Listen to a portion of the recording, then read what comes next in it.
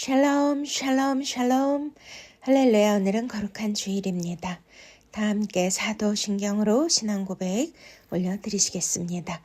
전능하사 천지를 만드신 하나님 아버지를 내가 믿사오며 그 외아들 우리 주 예수 그리스도를 믿사오니 이는 성령으로 잉태하사 동정녀 마리아에게 나시고 본디오 빌라도에게 고난을 받으사 십자가에 못 박혀 죽으시고 장사한 지 사흘 만에 죽은 자 가운데서 다시 살아나시며 하늘에 오르사 전능하신 하나님 우편에 앉아 계시다가 저리로서 산자와 죽은 자를 심판하러 오시리라. 성령을 믿사오며 거룩한 공회와 성도가 서로 교통하는 것과 죄를 사하여 주시는 것과 몸이 다시 사는 것과 영원히 사는 것을 믿사옵나이다. 아멘. 우리 찬송가 21장 다 찬양하여라 주님 앞에 올려드리시겠습니다.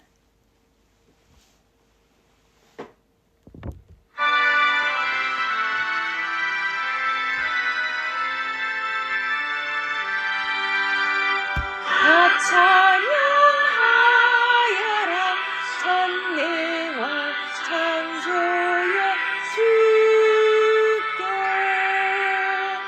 내 원하주 찬양 평강과 구원의 주님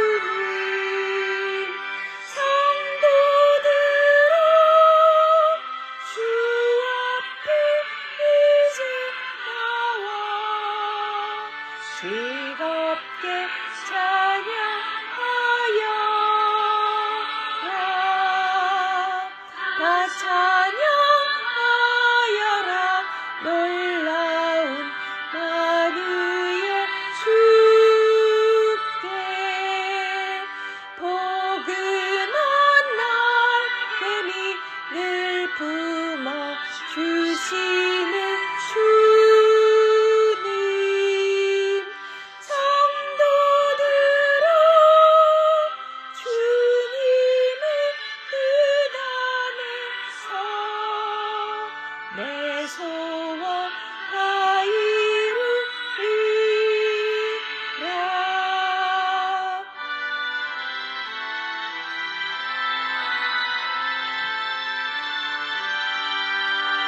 다 찬양하여라 온 몸과 마음을 바쳐 이 세상 만물이 주 앞에 다 나와 찬양 성도들아 기쁘게 소리 높여 영원히 찬양하여라.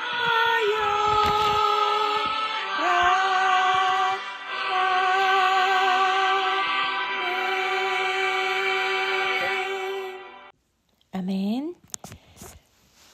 지금은 참회 기도와 함께 나라와 민족을 위해 기도하며 또 오늘 은혜 받는 말씀을 위하여 기도하는 시간입니다.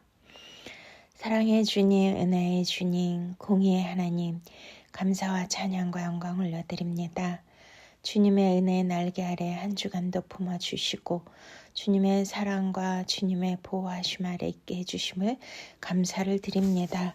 하나님, 이 혼돈된 세상 이렇게 카오스 시대에서 우리에게 또 진리의 빛의 말씀으로 우리를 갈 길을 인도해 주신 주님 감사를 드립니다. 그러나 이렇게 우리와 함께 진리의 생명의 말씀으로 의의 길로 바른 길로 생명의 길로 인도하고 계시지만 아직도 나는 다른 것들을 바라보며 또한 인본주의 인간의 생각, 혼의 생각으로 살았던 죄들을 용서하여 주시옵소서. 오직 예수 그리스도의 말씀으로 충만케 살아야 되고 오직 그의 의와 나라를 구하며 살아야 됨에도 불구하고 그렇지 못했음을 용서하여 주시옵소서. 아직도 나의 의가 살아있어서 나 중심적인 사고방식과 또한 내 생활의 유익과 안전을 위해서 살았던 이기적인 모든 죄들을 주님 불쌍히 여겨주시고 주님 앞에 고백하오니 예수 그리스도의 십자가의 보혈로 우리를 깨끗게 씻어 주시옵소서. 진리의 말씀 우슬초로 아버지 씻어 주시고 주님의 거룩한 말씀으로 우리를 거룩하게 하여 주시옵소서. 더욱더 낮아지고 겸손하여 더욱더 주님 앞에 순종함으로 말씀대로 살아야 됨에도 하나님 아버지 이 세상 현상계의 화려하고 좋은 것들 편리한 것들 바라보며 또한 나의 육신의 정욕을 채우기 위해 살았던 모든 죄들을 주님 용서하여 주시옵소서. 사순절 기간 동안 더욱더 십자가를 묵상하며 하나님 아버지 경건하게 거룩하게 살아야 됨에도 아버지 정말 예수 그리스도의 십자가보다는 아버지 내 안에 있는 어둠에 갇혀서 하나님 아버지 죄를 인정하고 통해 자복하기보다는 하나님 또한 내가 원하는 것을 누리지 못한 그 부정적이고 원망하는 마음들이 있었던 것을 주님 용서하여 주시옵소서. 골고다에 올라가신 그 십자가를 지고 가신 예수님을 바라보며 우리가 오늘도 그 십자가를 따라 좁은 길, 생명의 길을 따라가게 하여 주시옵소서. 나라와 민족을 주님 앞에 올려드립니다. 하나님 아버지 정말 악한 정권들이 또한 그 모든 정의와 공의를 올바르게 실행해야 되는 법관들이 하나님 이렇게 악하게 서로 카르텔을 만들어서 아버지 불의한 일도 정당한 것으로 바꾸는 무서운 일들이 일어나고 있습니다.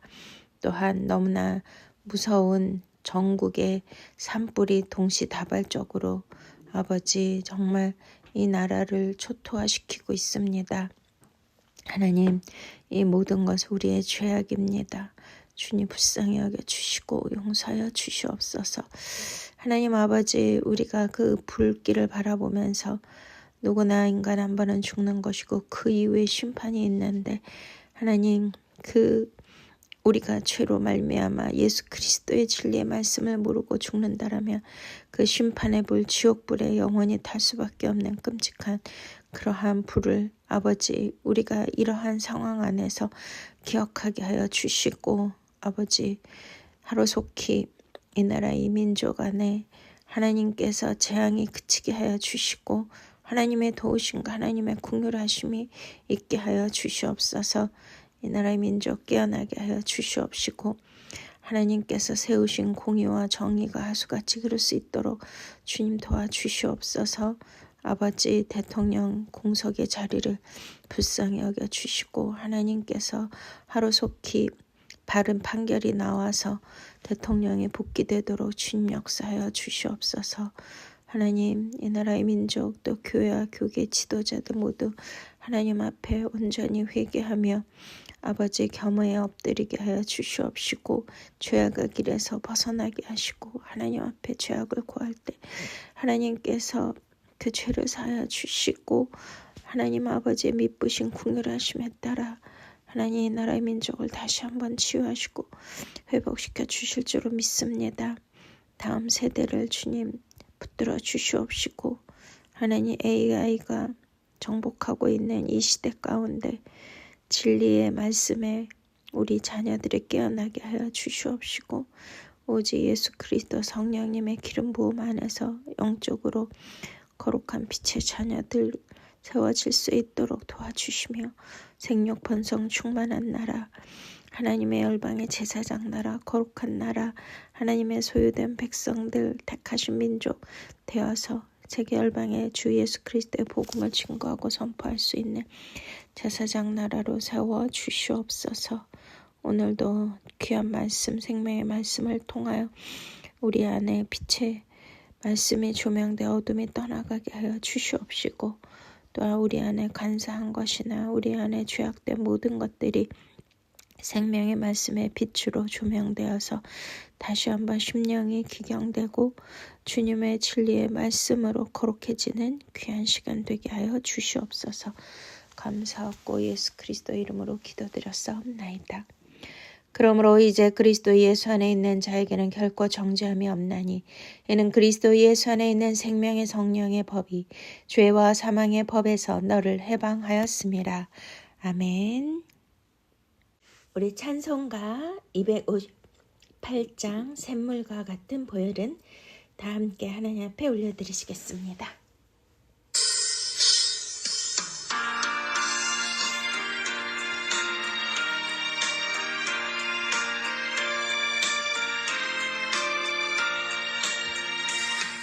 샘물과 같은 보혈은 주님의 피로다. 보혈의 죄를 씻으면 정하게 되겠네. 정하게 되겠네. 정하게 되겠네. 보혈의 죄를 씻으면 정하게 되겠네. 저도 저 회개하고서 보혈에 씻었네. 저도 족같은 이 몸도 죄짓기 원하네. 죄짓기 원하네. 죄짓기 원하네. 도적 같은 이 몸도 죄짓기 원하네. 죄속함 받은 백성은 영생을 얻겠네.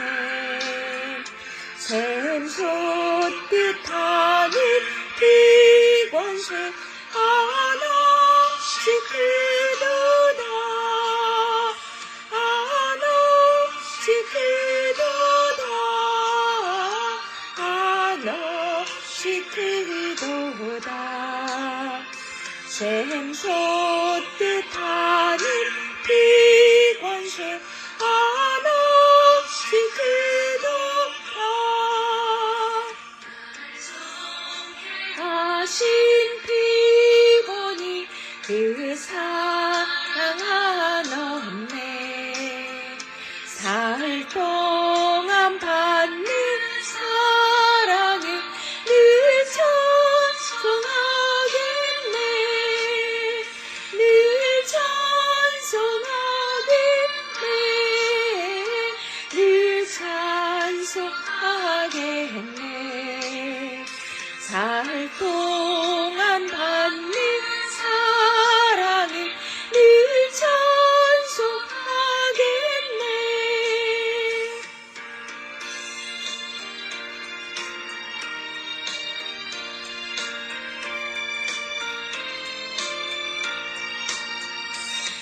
이후에 천국 올라가 더 좋은 노래로 날 구속하신 은혜를 늘 찬송하겠네.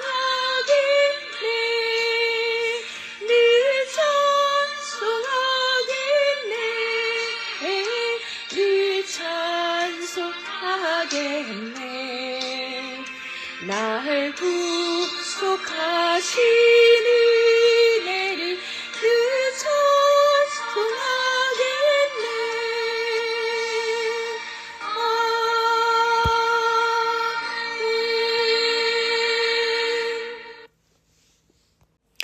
아멘. 우리 할렐루야.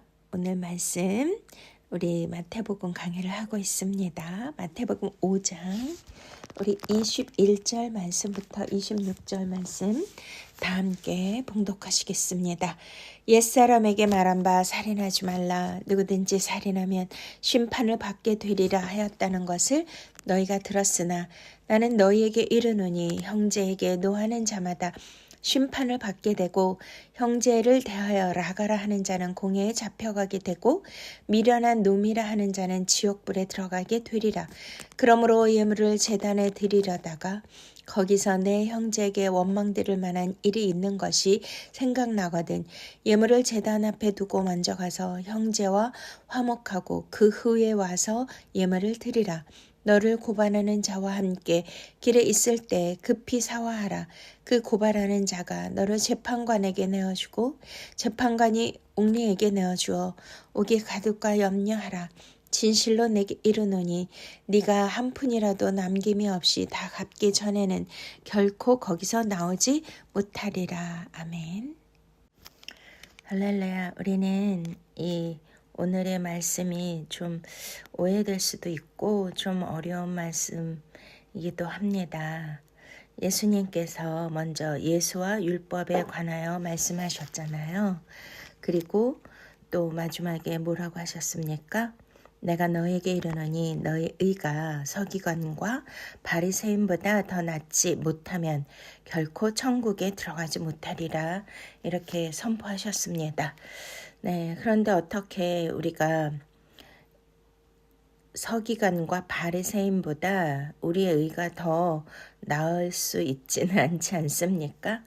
그들은 철저하게 율법을 준수했고 그것을 의로 여겼습니다.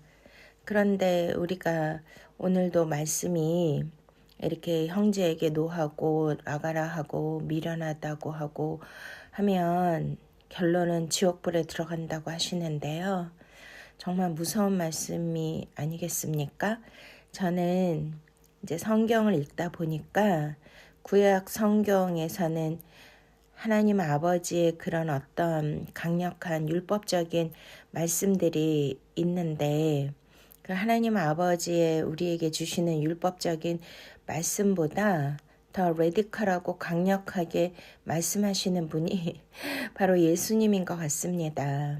우리가 통상적으로 생각할 때 예수님은 뭐든지 우리를 용서해 주시고 사랑으로 품어주시고 하나님의 긍휼과 자비로 우리를 안아주시는 그 십자가의 사랑을 기억하는데요. 근데 오늘 본문의 말씀을 통하여 보면 와, 어떻게 우리가 바리새인과 서기관보다 더 의가 의롭고 또 그냥 일상적으로 우리가 살 때 화를 한 번도 안 낸 사람은 없잖아요. 또 미련하다고 말하지 않은 사람도 없지 않겠습니까? 우리가 자녀를 키울 때 특별히 자기 부모가 자기 자녀를 가르치기는 되게 어렵다고 하죠. 왜냐면 먼저 조급함과 욕심과 기대가 크기 때문이에요.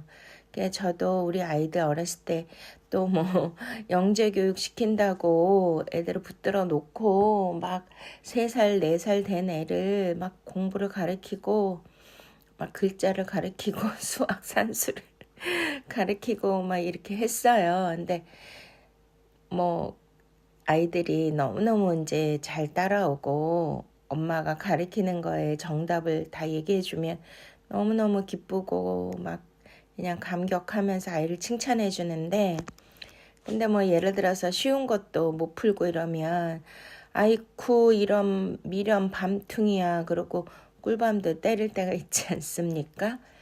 그런 거 생각하면 와 나는 지옥에 갈 수밖에 없구나.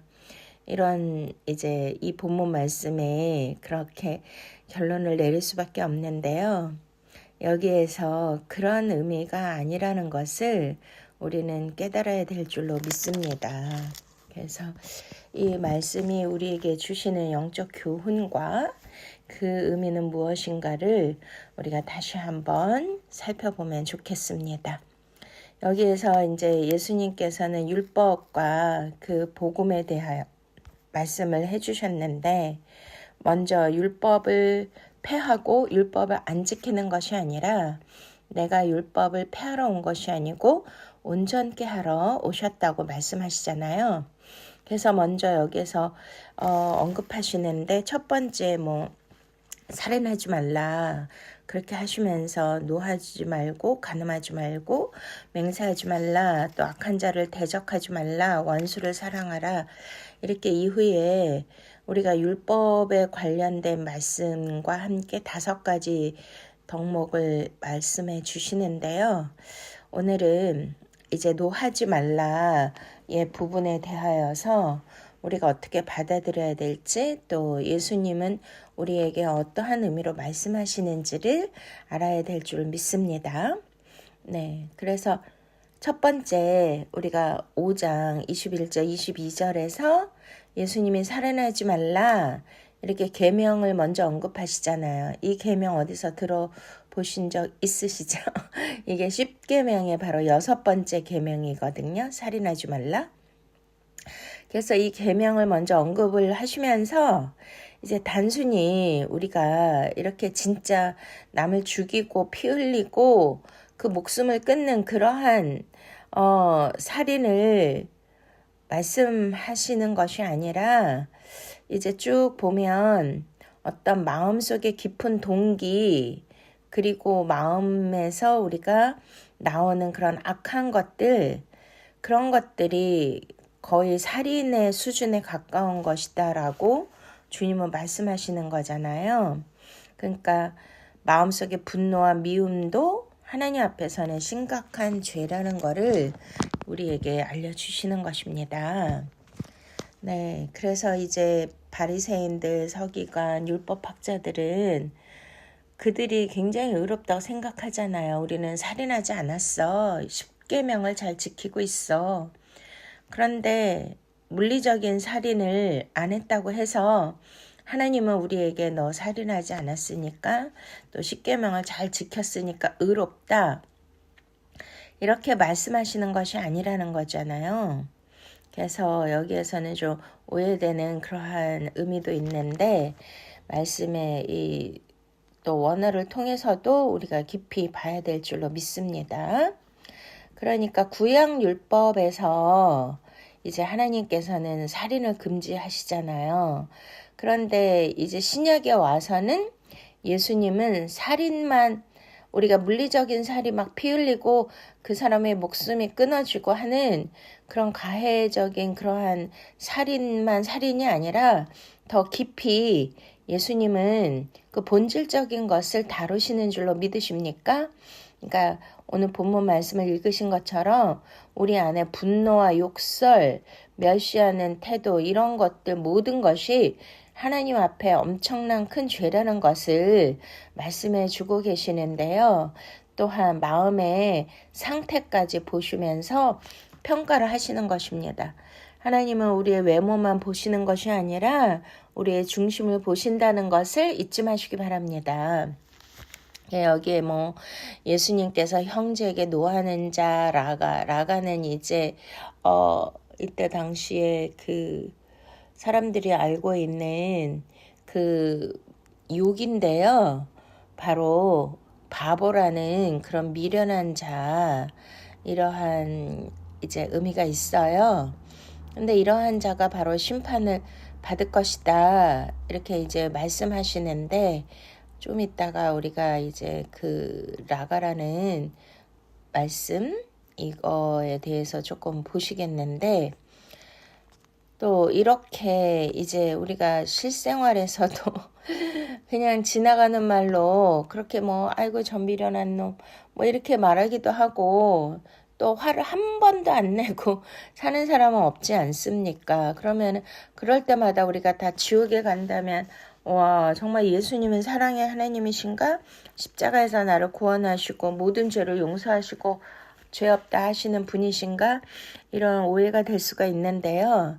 그러니까 그런 단순한 의미가 아니라는 것을 우리가 이제 깨달아야 될 줄로 믿습니다. 그래서 여기에서 옛사람에게 말한 바 살인하지 말라 누구든지 살인하면 심판을 받게 되리라 하였다는 것을 너희가 들었으나 그러니까 이거는 뭐 자명한 거잖아요. 살인하면 사회법이나 뭐 형사법에서도 당연히 심판을 받게 되고 옥에 들어가고 그에 마땅한 형벌을 받게 되는데요. 그것을 통하여서 이제 그걸로 끝나는 게 아니라 더 깊은 의미의 그런 살인을 능가할 수 있는 그러한 죄에 대하여 예수님은 우리에게 말씀해 주시고자 하는 것을 믿으십니까? 여기 이제 22절에 나는 너희에게 이르노니 형제에게 노하는 자마다 심판을 받게 되고 라고 하십니다. 자, 우리는 형제하면 뭐 예수님의 피를 나는 형제 자매 또 우리 이웃 그리고 또 우리가 교회 안에서 같이 생활하는 믿음의 형제 여기에 국한된 것으로 생각하죠. 그러니까 두 가지 의미가 있습니다. 여기에서는 우리 진짜 지인들 또 예수님 안에서 같은 형제 자매가 된 그런 실질적인 인물도 포함이 되고, 그러나 이 말씀은 구속사적인 의미에서 영적으로 우리에게 말씀하시는 것을 우리는 깨달아야 될 줄 믿으십니까? 네, 그래서 이제 형제는 첫 번째는 바로 예수 그리스도를 우리는 형제라고 보셔야 돼요. 아니 그냥 일반 사람 이웃에게 아는 우리 지인들에게 막 노하고 미련하다고 했다고 지옥 가는 것은 좀 너무 억울하지 않습니까? 우리가 통상적으로 많이 그렇게 하고 살고, 또 요즘 현대에는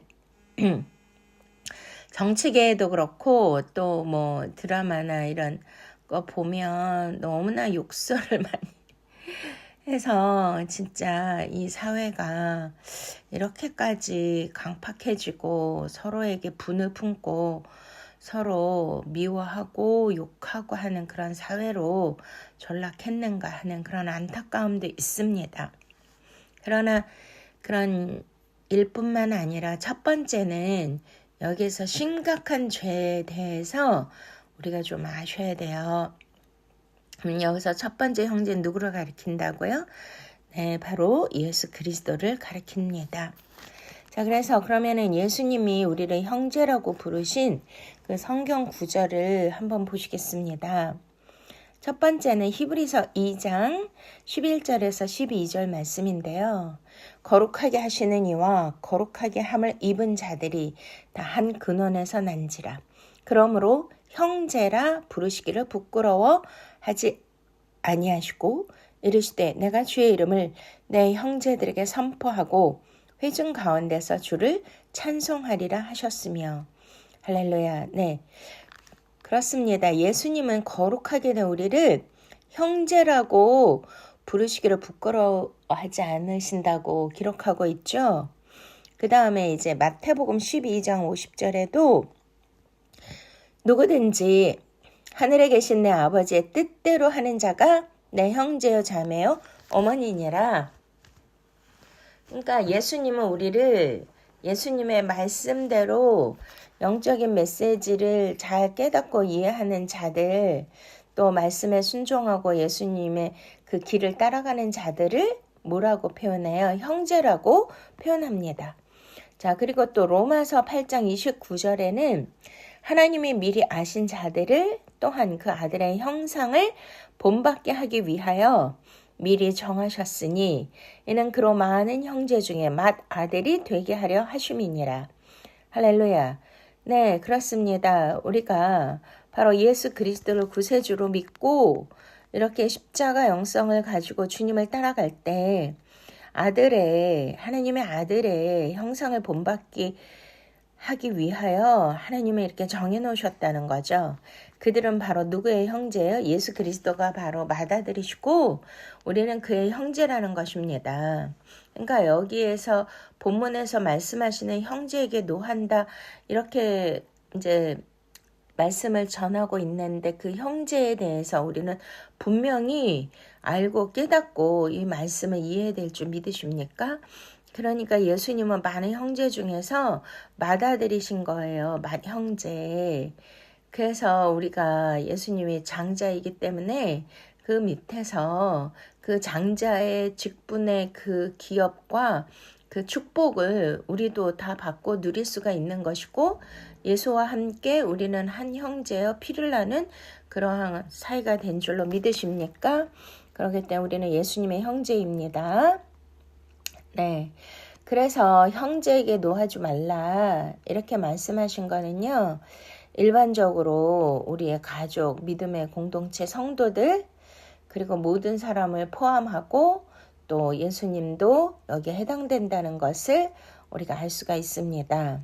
그래서 첫 번째는 이제 예수님에 대한 것으로 우리가 이 말씀을 볼 때, 예수님을 이렇게 정말 예수님에 대한 노하고 라가라 미련한 자라 하고 멸시천대하고 화를 내고 이렇게 하면 당연히 우리는 심판받을 수밖에 없지 않습니까? 그래서 이것에 대해서 우리가 이제 좀 본문의 그 원어를 통해서도 우리가 이제 좀 살펴보기를 원합니다.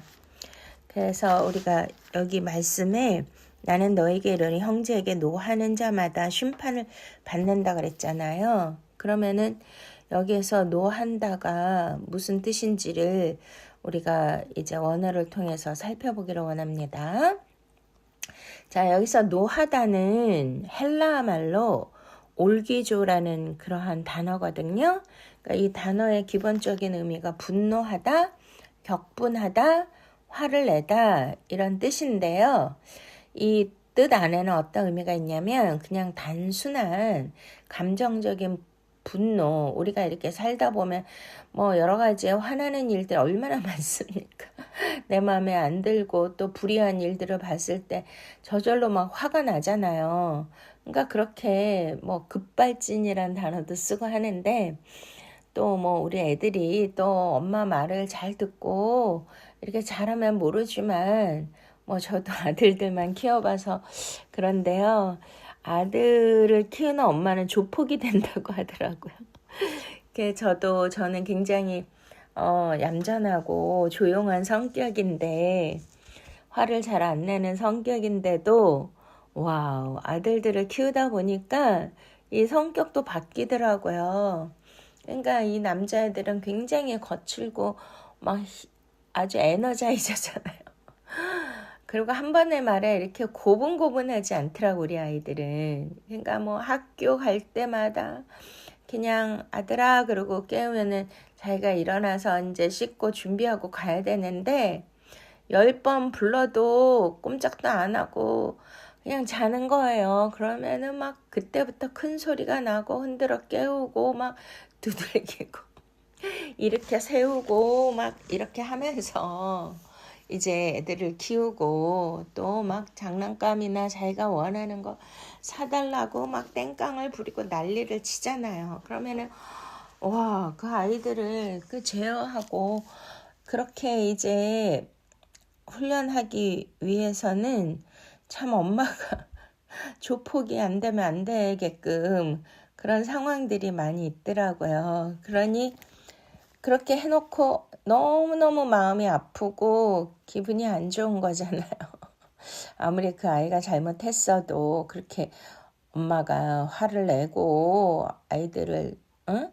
막 이렇게 그냥 큰 소리로 막 빡치려고 때로는 맴매도 하고 이런 것들이 와 정말 내 안에 이런 정말 안 좋은 악한 것이 있나? 분노가 있나? 이런 생각이 들더라고요. 그리고 저는 이제 시어머니를 모시고 살았는데요. 이제 좀 시집살이를 좀 했어요. 그러니 또 고부간의 갈등 좀 많이 좀 서름도 있었고 저희 어머니는 2조 판윤댁 둘째 따님이었고 또 불교 신자였거든요. 그러니 이게 너무나 이제 그 문화적인 배경과 또 그런 삶의 방식들이 또 영적인 것도 너무 다르기 때문에 우리 어머니가 굉장히 좀 강성이세요. 그러니 제가 어머니한테 대들지도 못하고 얼마나 힘이 들었겠습니까? 그러니까 우리 아들 또 영재교육 시킨다고 이렇게 이제 애를 야단치다가 나중에는요, 그냥 애가 잘못한 것만 야단치는 것이 아니라 내 안에 그 억눌렸던 억압되었던 그 분노가 있더라고요. 그 어머니한테 당한 그것을 아이한테 풀 때가 있더라고요. 그래서 와, 제가 정말 이제 그때는 사모님이었는데 막 새벽 기도 가서 막 울면서 아버지 저는 정말 죄인 중에 괴수입니다. 내 안에 정말 나는 천사인 줄 알았는데 내 안에 악한 것들이 악한 영이 있어서 이렇게 정말 막 분노를 품어내고 또 잘못도 없는 우리 아들에게 이렇게 진짜 나의 내면에 있는 그 분을 그 아들에게 쏟아서 그 아들이 상처받게 하게 한 거를 주님 용서하여 주시옵소서. 너무 가슴이 아프더라고요. 그러니 나는 이중적인 성격인가 이런 자괴감도 들고 이제 그랬는데요. 그러한 우리 안에 이제 무의식 안에 억눌렸던 그런 분노와 한이 있지 않습니까? 그러니까 단순히 한 번 화내고 하는 그것이 아니라 계속 지속적으로 그 분을 품고 미워하고 한매차하고 이러한 상태를 이제 올기조 노하다 이렇게 표현하고 있는 것입니다. 그러니까 형제를 사랑해야 되고 그 부모를 공경해야 되고 해야 되잖아요. 그런데 그 내 안에도 이런 올기조가 있더라고요. 그러니 이 말씀은 단순히 그냥 화내면 안 된다 그런 의미가 아니라 나의 내면 깊은 곳에서 무의식 속에서 해결되지 않은 그러한 그 감정의 그 억압된 것과 그런 분노가 지속적으로 있다라면 그것이 이제 언젠가 폭발할 수도 있잖아요. 사람들이 요즘에 뭐 갑자기 묻지마 살인 뭐 이런 폭행 이런 거 많이 나오죠. 그리고 저번에는 초등학교 교사가 그 자기 학교의 어린아이를 정말 천사와 같은 아이를 무참하게 살인을 했는데요. 알고 봤더니 오랫동안 심한 우울증을 겪고 있었고 그 안에 진짜 그 분노가 지속적으로 자리 잡고 있었다라는 것을 정신학적으로 알게 되었던 것입니다. 그러니 범죄자들의 그러한 사람들이 갑자기 욱하거나 갑자기 어떠한 그러한 히스테리컬한 분노가 터져 나오는 것은 이렇게 단순히 한 번 화가 나는 일이 아니고요. 어렸을 적부터 그런 여러 가지의 그러한 정신적인 트라우마나 그러한 억압된 상태 그리고 억울함, 한맺힘 이러한 모든 또 욕망들이 분출되지 못해서 잠재되어 있던 것들이 어떠한 불의한 그러한 일들을 당했을 때 사건에 직면했을 때 그것이 터쳐나와서 이렇게 살인까지 하게 되고 이러한 무서운 일을 저지르는 결과를 낳지 않습니까? 그러니까 이러한 의미에서 이 올기조는 바로 이렇게 단순한 감정만을 이야기하는 것이 아니라는 것을 우리가 알 수가 있잖아요. 그래서 이러한 마음 속에서 계속 그 분노를 이렇게 키우는 것을 뜻하는 거예요. 이 올기조는. 그러니까 이것이 깊은 원한과 증오로 발전한 가능성이 너무나 많다는 거잖아요. 그러니까 모든 것이 그냥 단순한 사건으로 이루어지는 것이 아니라 예수님은 우리 마음속에서 끊임없이 그런 악하고 더러운 것들이 계속 있기 때문에 그것이 표출되는 것이 이제 행동으로 나타나는 것인데요. 이렇게 되면 이제 자기도 모르게 그 분노가 폭발해서 살인까지 저지르게 되잖아요. 그러니까 살인하지 말라 이 말씀만 갖고 되는 것이 아니라 이 근원적인 이 내면에 깊숙이 동기에 우리가 초점을 맞춰서 그것까지도 우리가 거룩한 감정으로 바꿔야 된다는 그런 뜻인 줄로 믿으십니까? 네. 그래서 여기에서 이제 출애굽기 20장 13절 말씀을 예수님이 살인하지 말라 이렇게 언급하셨잖아요. 그러니 이제 그 물리적인 살인이 아니라는 거잖아요. 그러니까 마음속의 분노와 미움도 하나님 기준에서는 동일한 살인의 죄라고 이렇게 보실 수 있다는 거잖아요. 그래서 내면의 죄까지도 보시는 그 하나님 앞에서 더 깊은 요구를 우리에게 하시는 것입니다. 자, 그래서 우리는 이 형제에게 노하는 자마다 자, 예수님 뭐 예를 들어서 이제 첫 번째가 예수님이라고 했는데 그 예수님에게 노한다. 이거 조금 이해가 안 갈 수도 있죠. 예수님에게 노하십니까? 근데 우리가 이제 출애굽을 통해서 이스라엘 백성들의 예를 보면 그들이 끊임없이 하나님을 원망하고 불평하고 노하고 이제 대신 그 모세에게 막 돌을 던지려고 하고 이렇게 끊임없이 그 분노를 표출하잖아요. 그게 바로 구약에서 여호와 하나님은 예수 그리스도이신데, 그러니까 예수님에게 우리는 우리의 삶에서 힘든 일도 있고 우리가 원치 아니하는 고난을 당할 때가 있잖아요. 그런데 거기에서 하나님은 선하십니다. 하나님 선하십니다. 하나님 감사합니다가 나오기까지는 정말 성숙한 믿음이 있어야 되는데 진짜 내 현실에 어려움이 닥치면 뭐부터 나오죠? 와, 주님, 왜 내게 이런 일을 허락하십니까? 왜 내가 이런 일을 당해야 되죠? 너무 화가 나요. 짜증나요. 왜 이런 삶을 살아야 돼요? 내가 왜 이런 대우를 받아야 됩니까? 막 이렇게. 그게 누구한테 노하는 거예요? 형제이신 예수님께 노하는 거죠. 그러나 우리가 이 말씀을 통해서 우리가 이 인생의 단편적인 내 앞에 문제와 사건만 보는 것이 아니라 우리의 인생은 통으로 길게 봐야 되는 것인 줄 믿으십니까? 우리가 성경을 통해서 많은 그런 스토리들이 있는데 인생의 그런 이야기들이 있잖아요. 근데 그 결론은 하나님은 선하십니다. 인 거 믿으십니까? 지금의 고난은 나중에 올 장차 우리에게 올 영광과 비교될 수 없다라고 말씀하시는 것입니다.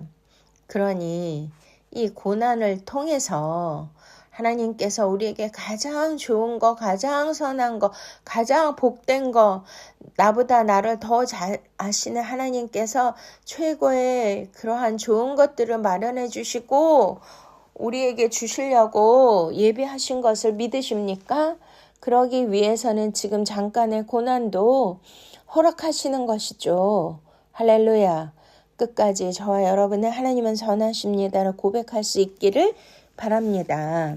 네, 그리고 또 여기에서 이제 형제를 대하여 라가라 하는 자는 공에 잡혀가게 된다 라고 말씀하시죠.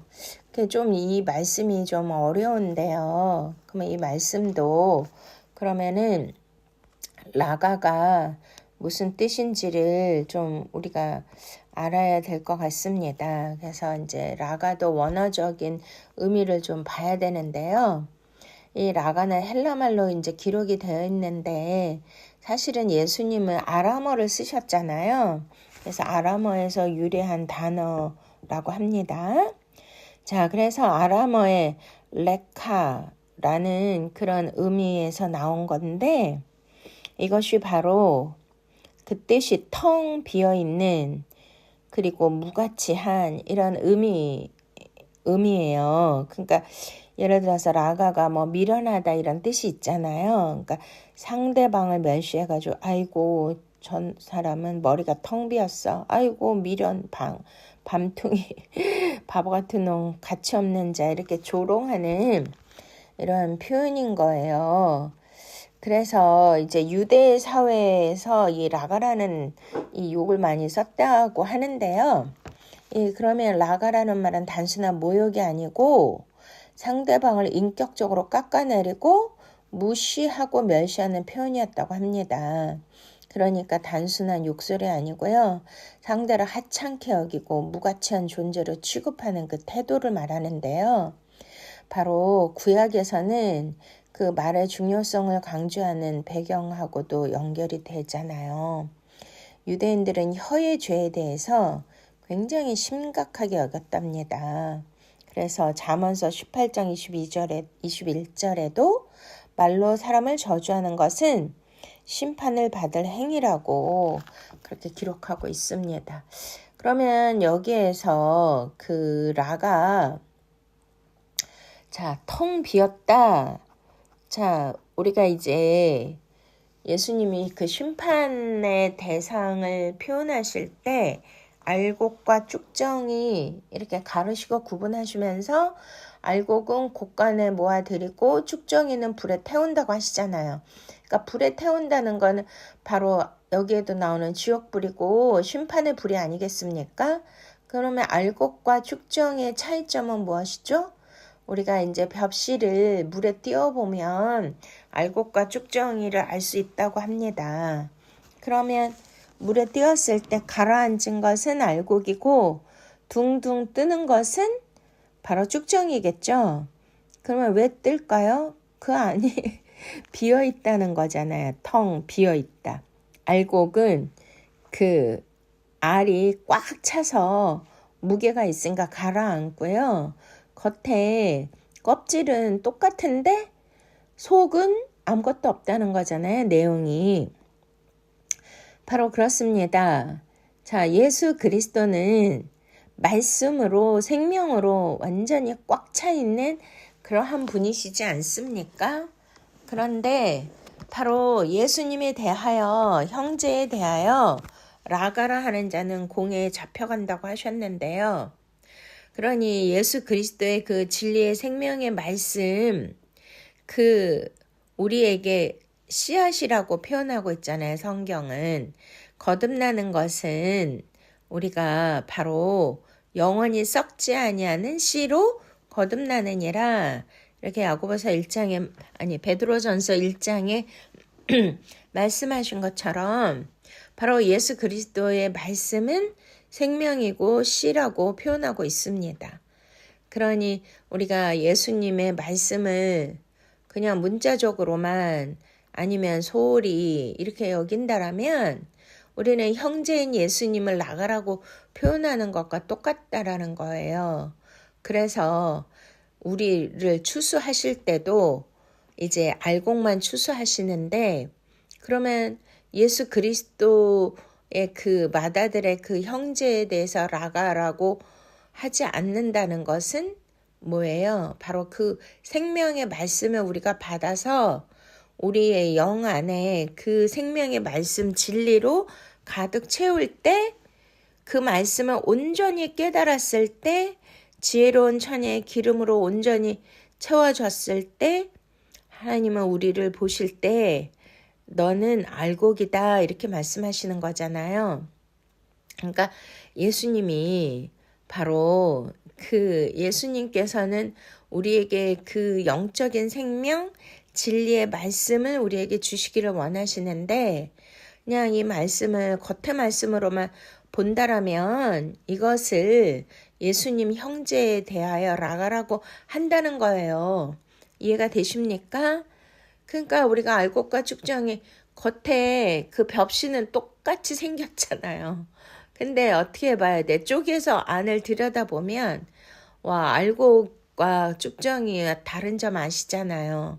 그러니 하나님 외모를 보시지 않고 중심을 보시는데 예수님의 말씀을 이게 오늘도 그냥 단순히 윤리도덕으로 그냥 너희 형제들에게 이렇게 욕하고 화내고 미련하다 그러면 지옥불에 들어가고 심판받는다. 그러니까 형제들에게 잘해야 돼. 그러한 단순한 의미가 아니고 이 말씀은 구속사적인 의미에서 예수 그리스도의 말씀을 어떻게 우리가 대하고 어떻게 깨닫고 어떻게 먹느냐에 달려있다는 거예요. 그러니까 이 말씀을 오늘도 이렇게 올기조라가 이러한 말씀의 깊이와 높이와 길이와 넓이를 온전히 잘 깨달아서 예수님의 말씀을 그대로 하나님의 본의와 진리의 뜻대로 잘 이해하는 것이 바로 예수 그리스도의 그 생명을 받는 자이고요.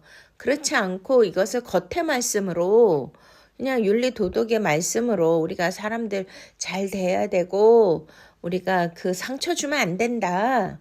그렇게만 본다라면 예수님 형제에게 뭐 하는 거죠?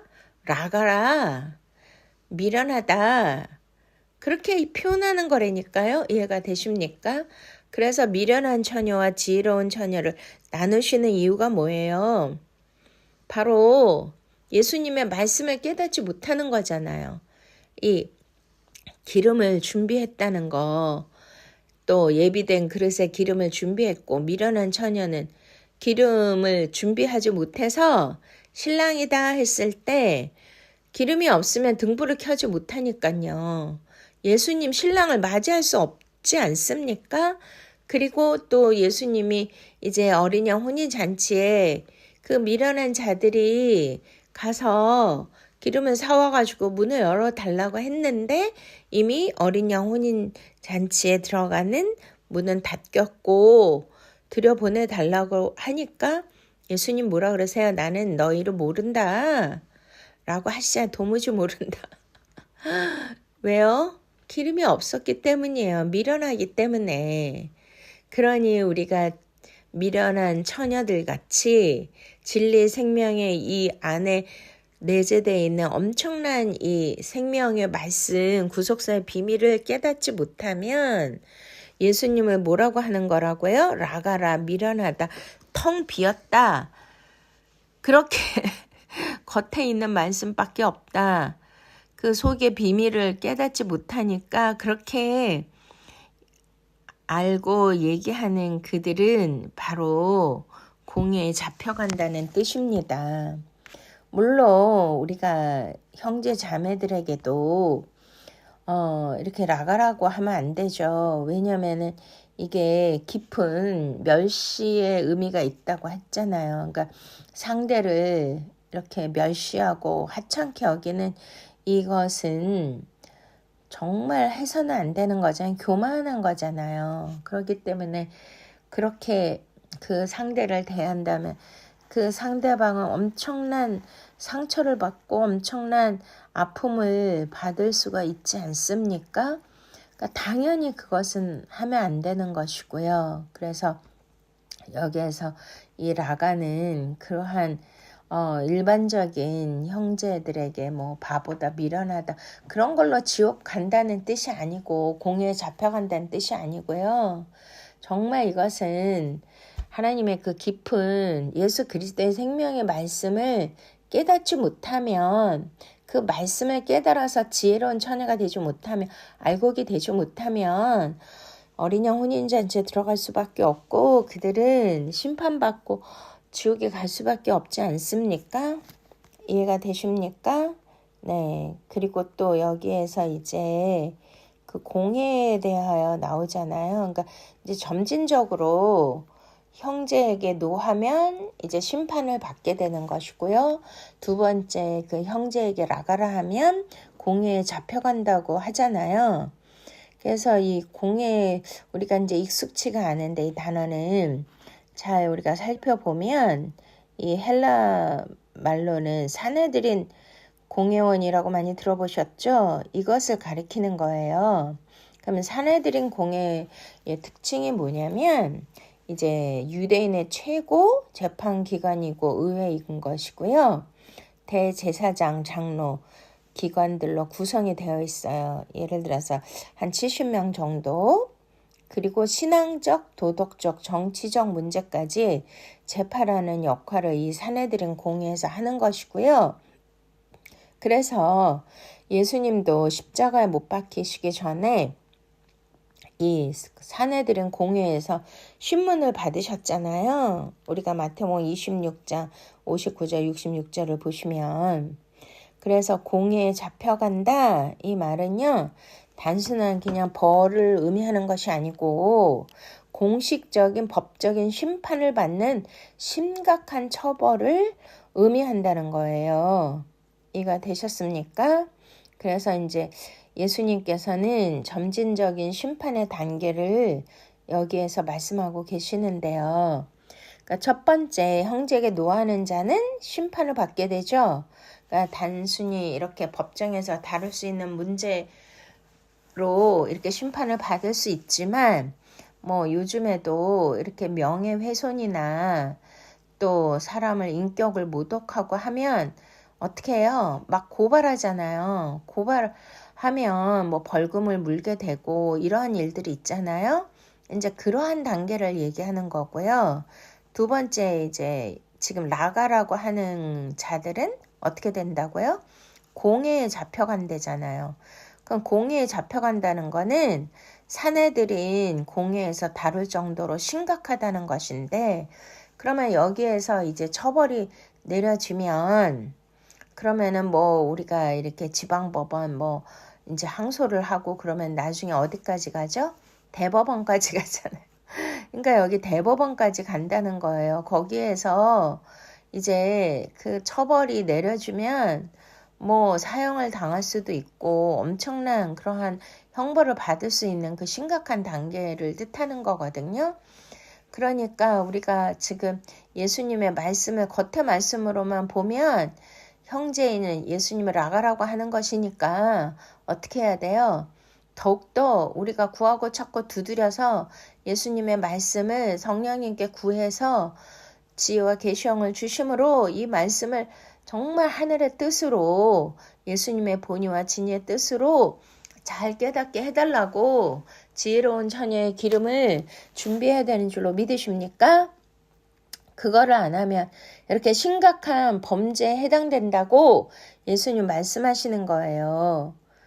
그리고 이제 세 번째, 미련한 놈이라 하는 자는 지옥불에 들어간다고 하시잖아요. 그러니까 최종적으로 바로 이제 미련하다, 바로 이제 뭐 형제나 뭐 자녀에게 미련하다 이렇게 말 안 한 사람은 없을 거 아닙니까? 그러니까 여기에서 미련하다 형제는 바로 아까 얘기한 것처럼 예수 그리스도에게 해당되는 것이잖아요. 그러니까 예수님에게 미련하다라고 한다는 거죠. 그러니까 예수님은 지혜의 왕이시고 지혜의 근본이신 줄 믿으십니까?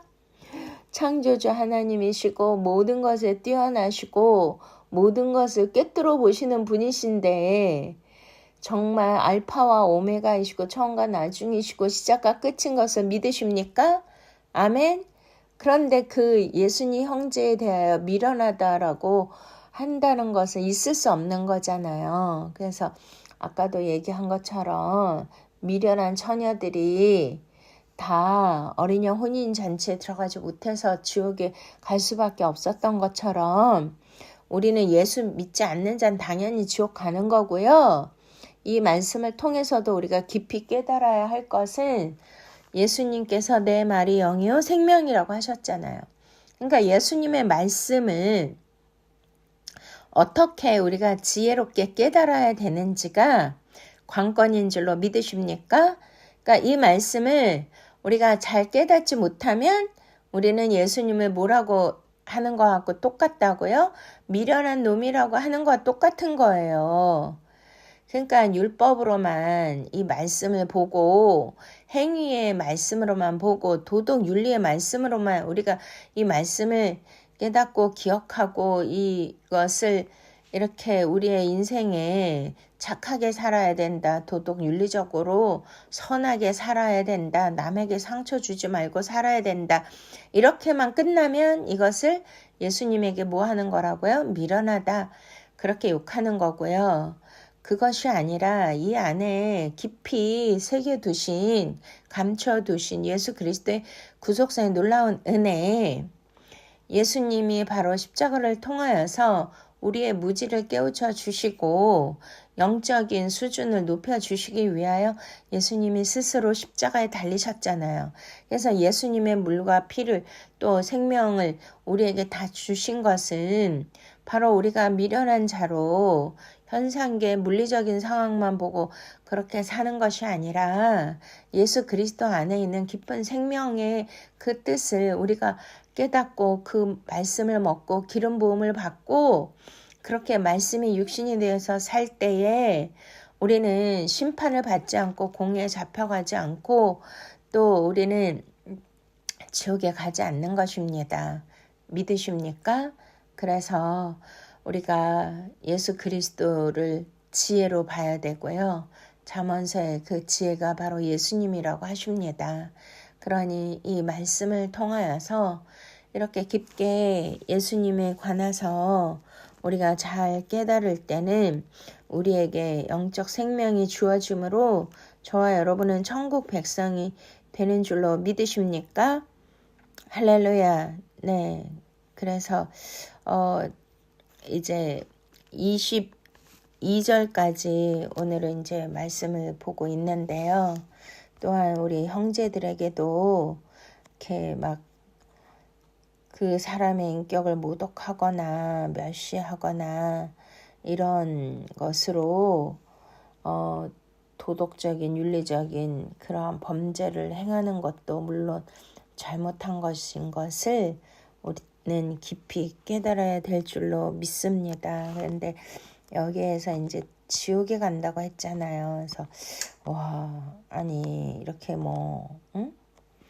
미련하다고 해서 지옥에 간다면 너무 억울하잖아요. 근데 오늘 말씀 깊이 묵상하시면 바로 예수 그리스도의 진리 생명의 말씀을 깨닫지 못하면 그러면은 미련한 처녀가 돼서 지옥에 갈 수밖에 없는 그런 상황이라는 것을 이해하셨습니까? 그럼 여기서 지옥은 무엇이냐면요. 게헨나예요. 그 게헨나는 이제 어떤 곳이냐면 예루살렘 남쪽에 흰 골짜기가 있거든요. 그것을 가리키고 있어요. 구약 시대에는 이제는 우상 숭배와 몰렉 신에게 자녀를 제물로 바치는 끔찍한 그런 죄악이 행해졌잖아요. 그 예레미야서 7장 19장에는 나오는데 그렇게 끔찍한 그 막 불에 태워서 자녀를 제물로 바치는 그러한 장소를 게헨나 지옥이라고 성경은 표현하고 있습니다. 그래서 유대인들이 이것을 불타는 쓰레기장으로 사용을 했거든요. 그래서 이제 상징적으로는 하나님의 심판과 멸망을 나타내는 장소가 된 거고요. 그래서 예수님께서는 게헨나를 최후의 심판과 영원한 형벌의 상징으로 지옥불이라고 이렇게 사용한 것이죠.